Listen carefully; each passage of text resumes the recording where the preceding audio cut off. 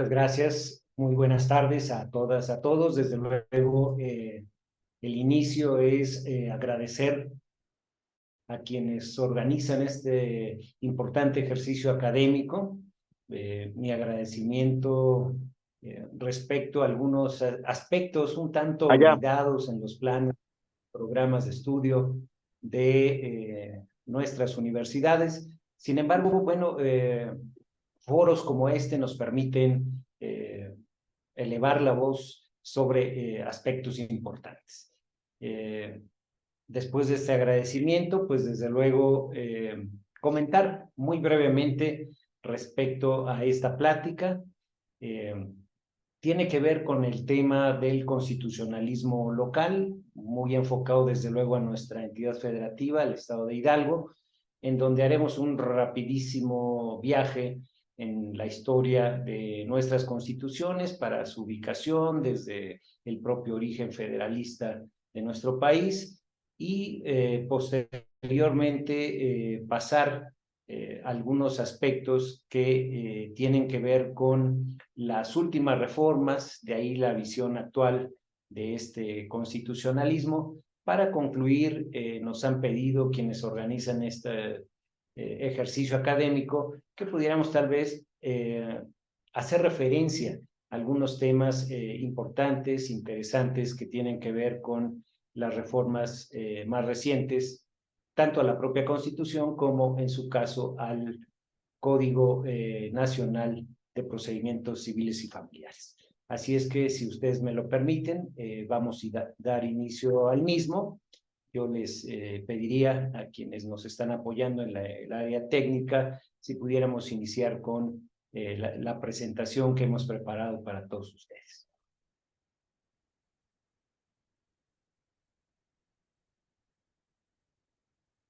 Esta presentación, pues precisamente tiene que ver con, reitero, esa brevísima historia del constitucionalismo hidalguense. Propiamente hemos tenido 3 constituciones formales y una gran reforma integral, allá por finales de los años 70, y pues tienen que ver también, obviamente, con el constitucionalismo federal. Desde luego que muchos de los que nos honran con estar en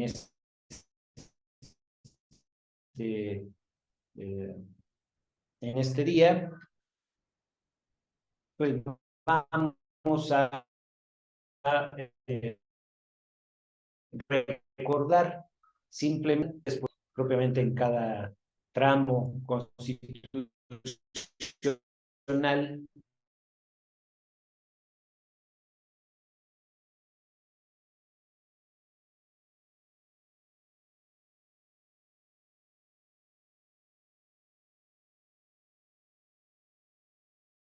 inclusive que le corresponde a los ayuntamientos. Entonces, en ese sentido, pues simplemente recordar estos primeros aspectos, ¿no? Posteriormente, como decíamos, el constitucionalismo hidalguense, ahí está solamente una referencia al federalismo. Precisamente la Constitución hidalguense surge en 1870, es decir, después de su fundación en 1869, el Estado, que es parte de esa división que se hace precisamente del Estado de México, en donde pues era tan extensa esta entidad federativa que propiamente iba de costa a costa. Entonces, todos los estados que tienen nombres de héroes, pues precisamente fueron parte de los distintos distritos militares que se organizaron principalmente para hacer frente a la delincuencia.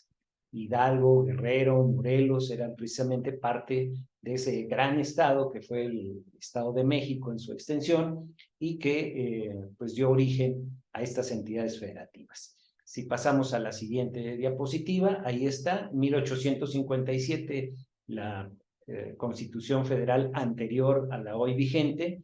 Surgen 2 de nuestras constituciones, la original, la de 1870, y la de 1894, aunque algunos autores la consideran simplemente como reformas a esta. Después vendrá una etapa interesante, lo voy a dejar solamente anotado así, porque veremos algunas diapositivas referentes. En 1917, nuestra legislación constitucional de Hidalgo se adecúa hasta 1920. Son varias entidades, no es solamente Hidalgo, las que hacen esta situación de adecuarse casi 3 años después de la Constitución vigente de 1917, y explicaremos en unos momentos más por qué. Y después en el estado de Hidalgo hay una gran reforma integral en 1979, en donde participan enormes juristas como Herrera y Lazo, por ejemplo, quienes pues participaron en la construcción de esta gran reforma integral. Vamos a hacer algunas referencias rápidas de la Constitución de 1870 para hacer posteriormente algunas reflexiones, como decíamos ya, del constitucionalismo moderno. No sin antes señalar que precisamente el constitucionalismo local viene a enriquecer el tema del constitucionalismo federal. Si pasamos a la siguiente diapositiva, está muy bien. La Constitución de 1857 habló de los derechos del hombre. Sin embargo, nuestra Constitución se adelanta y ya hablaba de garantías individuales. Había una gran discusión entre los teóricos si tenían que hablarse de derechos o de garantías, y finalmente prevaleció en nuestro constitucionalismo esas garantías individuales. Comentar que entre ellas estaba, por ejemplo, ya plasmado claramente el derecho de audiencia, que los impuestos o servicios solamente podían ser establecidos por la legislación, que las leyes tenían que ser uniformes. Un gran avance que tiene nuestra Constitución desde su creación en 1870 es la prohibición de la pena de muerte, e inclusive en un tema probatorio decía que las pruebas tenían que ser tan claras como la luz del día. Así hacía la referencia a esa Constitución, y por lo tanto, pues estas fueron las garantías individuales de esa primera Constitución, que tenían elementos de avanzada, desde luego. La pena de muerte estaba permitida, tanto en la Constitución del 57, como ustedes recordarán, en 1917, hasta la reforma en que proscribe la misma. Si pudiéramos pasar la siguiente diapositiva. Es interesante, nuestra primera Constitución divide el poder no en la trilogía clásica de legislativo, ejecutivo y judicial, sino hacia una división cuatripartita del poder en legislación, en poderes legislativo, ejecutivo, judicial y municipal. Consideraba el aspecto municipal como un cuarto poder en esta Constitución. Si pudiéramos pasar. Son breves flashazos nada más de lo que contenía esta primera Constitución. En cuanto al poder legislativo, pues recordemos que será muchos años después cuando se establezca el aspecto sexenal. En ese tiempo el gobernador duraba 4 años y el legislativo, como lo pueden ver en pantalla, 2 años. Algo importante en nuestra Constitución, no obstante que la federal de 1857 estableció elecciones indirectas para los cargos de elección, nuestro estado ya establecía las elecciones directas. Si eres un estado que tiene un avance democrático importante en su momento, se habló de la inviolabilidad de las opiniones de los legisladores, también de la publicación de leyes, y establecía una diputación permanente. Quiero destacar en el caso específico de las iniciativas de ley que, tal como todavía se conserva hoy en día, estas se podían presentar por los diputados, por el gobernador, por las asambleas municipales, por los ciudadanos, y algo muy importante que inclusive se ha discutido mucho a nivel federal ahora en la actualidad, si el poder judicial debe tener derecho de iniciativa. Nosotros lo tuvimos desde la primera Constitución de 1870 y subsiste esta facultad para el Tribunal Superior de Justicia de emitir iniciativas. Si pasamos al siguiente. Referente a lo mismo, si pudiéramos pasar al siguiente. En cuanto al Poder Ejecutivo, pues se establecieron figuras como el refrendo, que ustedes conocen muy bien, que no es otra cosa pues más que un matiz parlamentario en donde los secretarios de despacho firman conjuntamente con el Ejecutivo esta responsabilidad de la legislación. Reiteramos la elección directa del Poder Ejecutivo. Solamente existieron dos secretarías, la de Gobierno y de Administración. Y dejo los dos últimos círculos que ustedes ven en pantalla, que tiene que ver con los jefes políticos. Los jefes políticos es una figura muy interesante que subsistió propiamente todo el siglo XIX y que era una autoridad intermedia entre el gobierno del Estado y los ayuntamientos, que como ustedes recordarán, para la Constitución de 1917 hay una prohibición de que existan autoridades intermedias entre estos dos niveles de gobierno. Y algo muy interesante, tuvimos un control de constitucionalidad en sus disposiciones. Es decir, había la posibilidad de que existiera este control de constitucionalidad local que desafortunadamente, hay que decirlo, no se desarrolló. Y tengo que destacar, por ejemplo, aquí que precisamente quienes organizan estas charlas, en un momento determinado me apoyaron en una investigación muy seria, rastreando este medio de control constitucional que desafortunadamente no se desarrolló, pero estaba contemplado en la Constitución. Si pasamos al siguiente. En el mismo sentido, el gobernador, bueno, pues era un gobernador unipersonal. Recordemos que pues las constituciones en los estados llegaron a hablar de vicegobernadores, así como había vicepresidente. En el caso de Hidalgo siempre fue una figura unipersonal, se apoyaba en un secretario general y se estableció una no reelección relativa. Recordemos que estamos hablando de pleno siglo XIX, entonces pues no había estas disposiciones tan estrictas respecto a la no reelección. Y desde luego la suplencia del gobernador corría a cargo del Tribunal Superior de Justicia, de quien presidiera ese tribunal. Si pasamos a la siguiente. El poder municipal, como decíamos, solamente le correspondían 2 años en asambleas que además se renovaban por mitad cada año. Eran asambleas deliberantes, la elección era directa y además era un tema de proporcionalidad. Se hablaba de que se tenía que establecer, de acuerdo al número de habitantes, que sería un asambleísta por cada 500 habitantes. Desde luego esto se va modificando con el tiempo por el crecimiento propio de la población. Si pasamos al siguiente. Otro aspecto importante referente a las asambleas municipales es el establecimiento de figuras como los síndicos procuradores, de dar a conocer las leyes reglamentarias a sus autoridades. También se aplicó el principio de no reelección relativa y había una suplencia tanto formal como material de estas asambleas. Dejo, si ven ustedes en su pantalla, un círculo verde que es uno de los requisitos que a mí me parece más interesantes. En el caso de los municipios se exigía saber leer y escribir, cosa que ningún otro cargo de elección, ni siquiera el más encumbrado como presidente de la República, hay esa exigencia, ¿no? En las asambleas municipales, bueno, hubo las razones para incorporarlo y que hasta la fecha subsiste en nuestro constitucionalismo hidalguense. Si pasamos, por favor, al siguiente. Finalmente, en el caso de la estructura de los poderes, el poder judicial pues se elegía de manera indirecta, tal como se hace hoy, y estaba integrado por magistrados, por un fiscal, así como todos los jueces y los jueces conciliadores. Había una integración que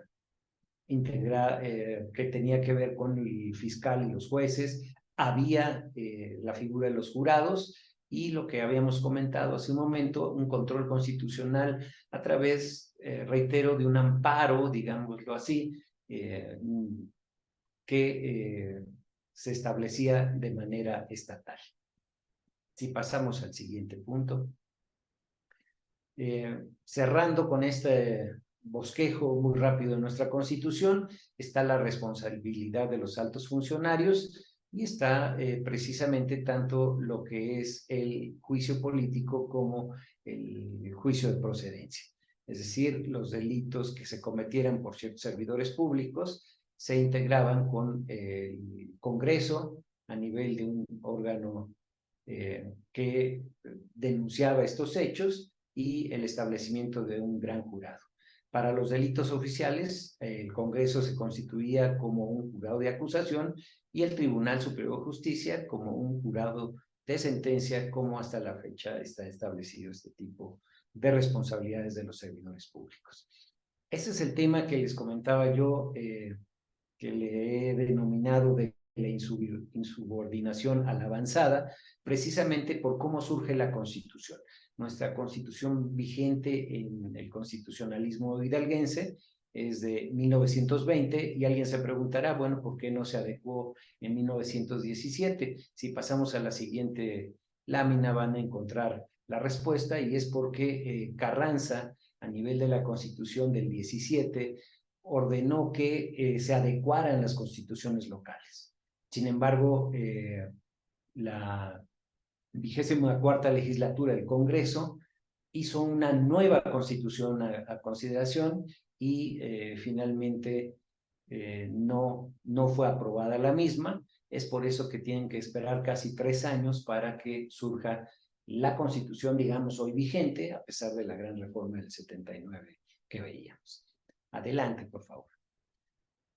Nuestra Constitución del 20 fue publicada el 1 de octubre de ese año, sin embargo se hizo en 2 publicaciones. Aquí es muy interesante preguntarnos cuándo inició su vigencia. Normalmente las constituciones inician la vigencia a partir de su publicación, sin embargo aquí hay 2 publicaciones y bueno, no hubo necesidad de, me parece, mucha interpretación, sin embargo creo que es un tema interesante desde el punto de vista teórico y académico como es este foro, ¿no?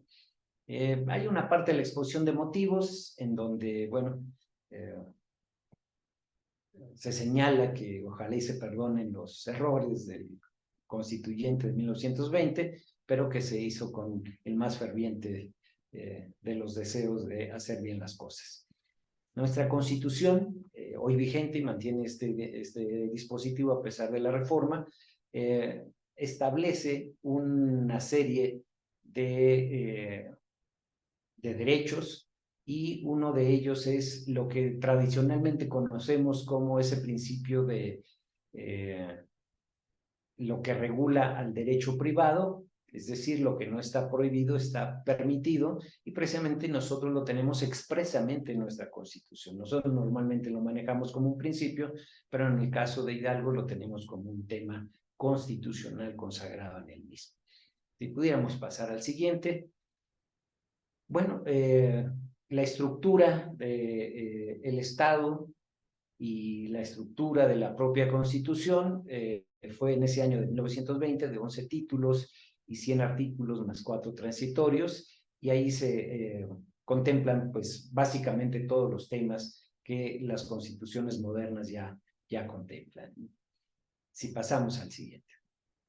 El territorio para ese tiempo, en 1920, solamente teníamos 73 municipios que ahora se han incrementado hasta 84, especialmente en los años 70, cuando más incremento de municipios se fueron creando en el estado. Adelante, por favor. Pues los aspectos ciudadanos, propiamente tenemos los mismos requisitos que tiene la Constitución de 1917, pero además se consideraban ciudadanos a quien tuvieran una vecindad mínima de 1 año en el Estado. Adelante, por favor. Los derechos y obligaciones ciudadanas, bueno, pues son muy similares a los que tienen normalmente casi todas las constituciones: votar, ser votado, participar en asuntos políticos y además, pues un tema importante, si se fijan ustedes, se habla de la Guardia Nacional. La Guardia Nacional es un tema constitucional en donde es un ejército no profesional que dependía de los gobernadores. Me parece que nadie podría estar en contra de un órgano que se encargue de el orden en nuestro país. Sin embargo, creo que no es necesariamente la mejor denominación la que hoy se da, porque se ha roto buena parte del esquema constitucional del país en general. Adelante, por favor. Se habló de la pérdida de derechos ciudadanos, Podemos pasar a la siguiente. Se habló también de la suspensión de esos derechos. Todo eso está contemplado tanto en esa Constitución como en la vigente, en la actual. Adelante, por favor. Obviamente se podía recobrar la ciudadanía. Son conceptos que obviamente han variado hoy un poco, especialmente por temas como la doble nacionalidad. Sin embargo, bueno, pues habrá que irlos puliendo en el constitucionalismo de Arguedas, ¿no? Adelante, por favor. Ya en cuestión del poder público y la forma de gobierno, tiene que ver con ya una división tripartita del poder. Dejó de ser el poder municipal. Sin embargo, bueno, pues hoy se ha reconformado, inclusive hoy se habla de este tema del nivel municipal de manera importante por todos los aspectos que manejan más. Podemos pasar así. Aquí entramos ya en, digamos, la segunda parte de la plática, en donde pues las reformas más recientes estamos tomando a partir de la actual administración y, por ejemplo, hoy se ha tomado un lenguaje más incluyente, se habla de personas hidalguenses, se habla de ciudadanía hidalguense, se ha establecido como principio constitucional la paridad de género, tanto en el Ejecutivo, en los ayuntamientos, como en el Poder Judicial, y además en una reforma, pues hay que decirlo, valiente, se establece la revocación del mandato del Ejecutivo local, ¿no? Que se pueda realizar 3 meses posteriores a que se llegue a la mitad de ese sexenio. Otras de las reformas recientes pues son precisamente las que tienen que ver con la educativa. Esto tiene mucho que ver, me parece, con la integración de las fuerzas políticas que hoy gobiernan en el Estado, pero es muy importante aquí porque ya se habla de materias específicas como las ciencias y humanidades, la lectoescritura, la veracidad, la historia, la geografía, el civismo se da una cuestión importante, la filosofía, es decir, no nos quedamos ya solamente en algún enunciado general de la educación, sino que me parece que aquí participaron gentes expertas en estos temas. La siguiente reforma, si pudiéramos pasar, este es un tema de movilidad que hoy es indispensable, ¿no? Se habla de seguridad vial, de accesibilidad, de eficiencia, de sostenibilidad, de calidad, inclusión e igualdad. Entonces, estos aspectos también me parece que son importantes. Y la más reciente reforma, que es la que sigue, también de agosto de este año, es el de la buena administración pública y sus derechos derivados. Es decir, la exigencia que hoy los ciudadanos pueden tener hacia los órganos de gobierno, en donde hay una serie de principios como la honestidad, la honradez, la austeridad, la racionalidad, la ética, la legalidad, la transparencia, la rendición de cuentas, la igualdad, la equidad, sí, todos aquellos grandes principios que a nivel de los documentos internacionales se siguen manejando.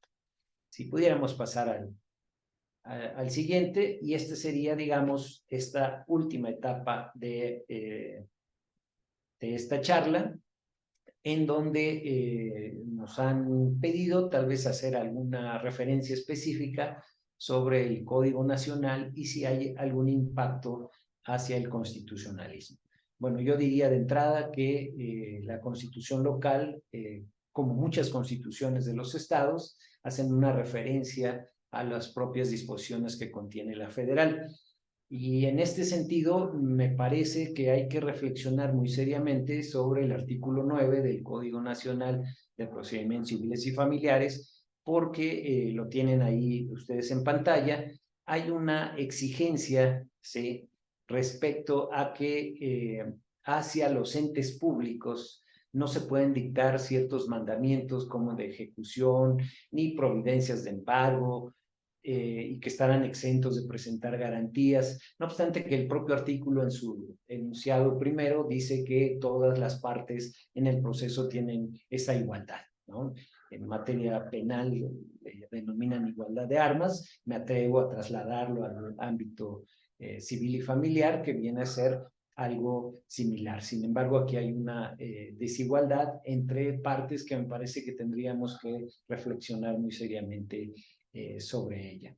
Hay otra disposición que, si bien tal vez de entrada pudiera no considerarse como inconstitucional, es esa que ven ustedes también en pantalla, que es la 205, en donde, bueno, pues se da esta posibilidad de los domicilios, de direcciones electrónicas, pero en el caso de entidades públicas dice que se deben contar con los equipos y recursos. La reflexión sería, ¿y qué pasa si hay una argumentación de que no se cuentan con esos equipos y recursos? Me parece que será motivo de interpretaciones respecto a este nuevo código.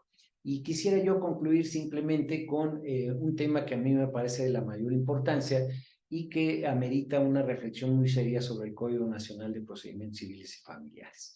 Y me parece que tiene el tema tanto de competencias como el tema de la aplicación de la legislación, porque hay una exigencia de una figura que desafortunadamente refleja una actualidad, que es el tema de la ausencia, ¿no? Es un tema que ya se contemplaba en los códigos de procedimientos civiles, en el caso de Hidalgo también un tanto entremezclado con el familiar. Sin embargo, este es interesante porque es la ausencia por desaparición. Ante muchas personas que desafortunadamente han desaparecido en el país, hay este nuevo procedimiento de ausencia por desaparición, y en donde hay una exigencia del propio Código Nacional de que este tipo de procedimientos ya se aplique.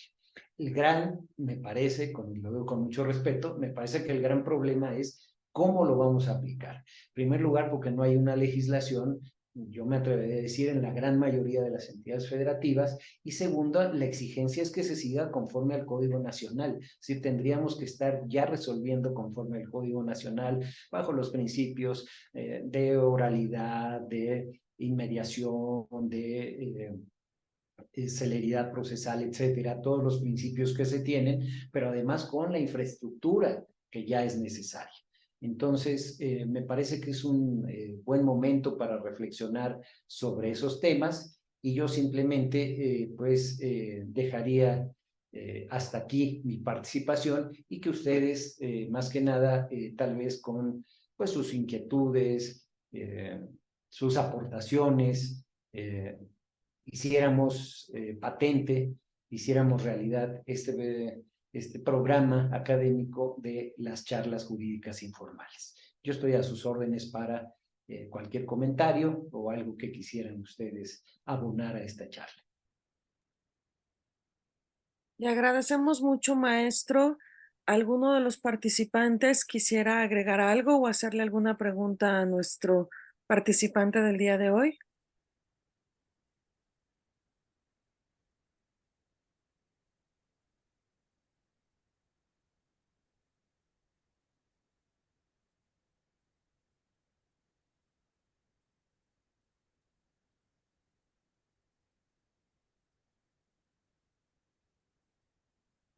Parece que no se animan, pero yo les agradezco muchísimo el que nos hayan acompañado. Veo nombres conocidos y bueno, no quiero caer en omisiones. A todos, a todas les agradezco muchísimo su presencia, a todos que han hecho posible esta charla en una asignatura, repito, que me parece que son asignaturas pendientes en las universidades. Tendríamos que impulsar más el estudio del constitucionalismo local de todas las entidades, porque esto nos permitiría pues conocer qué hemos abonado. Y créanme que el Estado de Hidalgo debemos, los que somos hidalguenses, sentirnos muy orgullosos de esto. Veo que hay alguna participación, ustedes me indican cómo lo hacemos. Licenciado, aquí no podría prender su micrófono, por favor. Sí, ya lo escuché. Sí. Sí, sí, la escuchamos. Sí. Bueno, pues antes que nada, maestro, agradecerte tu charla siempre tan amena, siempre tan, aprovechar su capacidad, sus conocimientos en la materia constitucional. Sabemos que es un hombre muy apasionado por la lectura de los temas jurídicos, y no se diga del Estado de Hidalgo. Recuerdo también la historia de las elecciones en el Estado de Hidalgo, tomo 1 y tomo 2, que para mí usted escribió también en su momento. Y muchas gracias por todos estos antecedentes históricos tan importantes que nos hacen patentes y que a veces uno, pues, en la materia cuando llegó constitucional, pues a lo mejor no tuvo tan detalladamente que se llegara a tanta profundidad como lo hace en este momento de una forma, yo le digo, tan apretada, porque mejor son temas que podrían ser mucho más abundantes de poder conocer. Pero de antemano, te reitero mi amistad, mi aprecio, mi distinción, siempre a tus órdenes, maestro. Muy excelente exposición. Muchas gracias. Muchas gracias, maestro Tomás Aquino Mata Hernández, un distinguidísimo miembro del Servicio Profesional Electoral y pues orgullosamente de nuestro Estado y trabajando para nuestro Estado. Muchísimas gracias por sus comentarios. Desde luego que el tema electoral va íntimamente relacionado con todos los temas constitucionales en la estructuración de establecer y constituir gobierno. Así es que, pues, muchísimas gracias por su acompañamiento y desde luego reiterándome siempre y un saludo, aprovecho a través de su persona a todos aquellos compañeros y amigos que trabajan en el hoy Instituto Nacional Electoral en el Estado. Muchísimas gracias, maestro Aquino. Muchas gracias, maestro. ¿Alguien más que tiene algún comentario o que quiera que se hable más acerca de alguno de los temas que el maestro nos hizo favor de tocar?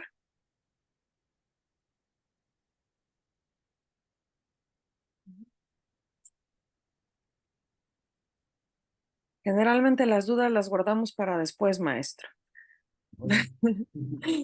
Pero le agradecemos mucho su participación en Pláticas Jurídicas Informales, esperando contar con su presencia de nueva cuenta, ya con algún tema más específico, sobre todo en esto de desaparición forzada que nos dio como que un último refilón de esta situación, pero lo queda grabado y próximamente esperamos que nos pueda pues ahondar más en este tipo de temas que, si bien es cierto ahorita todavía no están definidos, pero pues también es momento de que los empecemos a estudiar para ir dando las diferentes opciones, ¿no?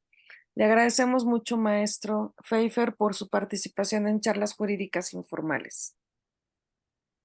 Muchas gracias a todos, muchas gracias a los organizadores y por su tiempo, por su distinción de haberme escuchado, mi agradecimiento eterno. Muchas gracias. Gracias a todos, excelente tarde y nos vemos en la próxima Plática Jurídica Informal. Buenas noches.